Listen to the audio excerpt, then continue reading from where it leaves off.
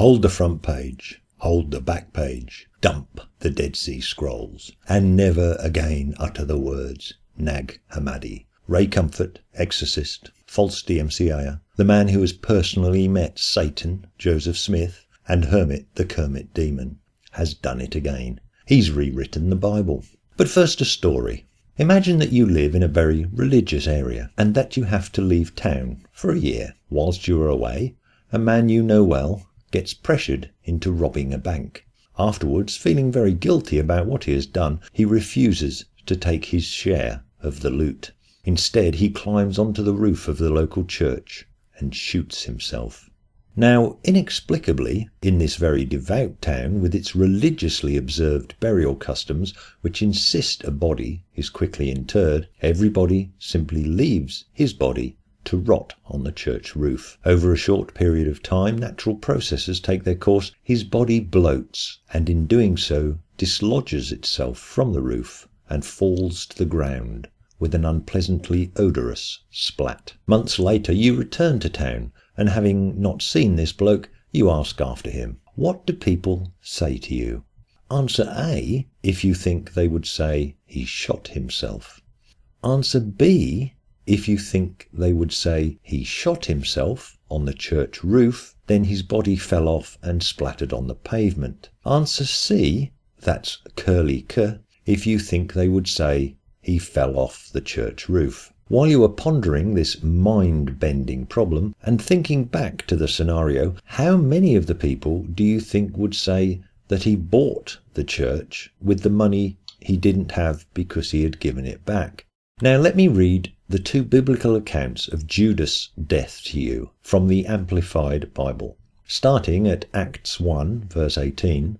Now this man obtained a piece of land with the money paid him as a reward for his treachery and wickedness, and falling headlong, he burst open in the middle of his body, and all his intestines poured forth. And all the residents of Jerusalem became acquainted with the facts, so that they called the piece of land in their own dialect Akeldama, that is, field of blood.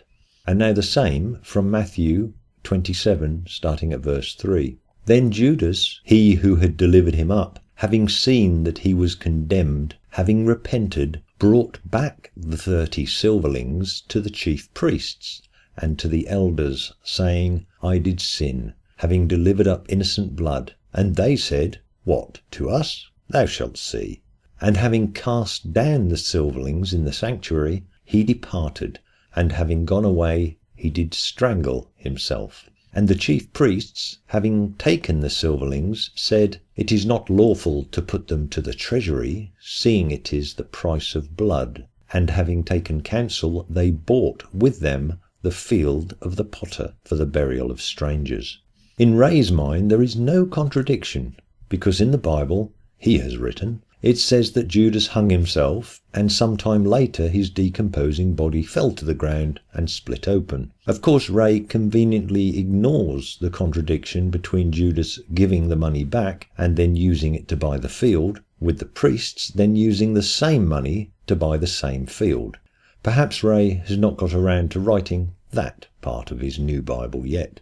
Over at Answers in Genesis, Georgia, my daughter's a guilty sinner, Purdom, tells us that Dr. Luke, in Acts, is giving us a coroner's report of Judas' death, and of course would not describe the hanging any more than a modern coroner would write cause of death car crash on a victim who died of severe internal injuries after an automobile accident.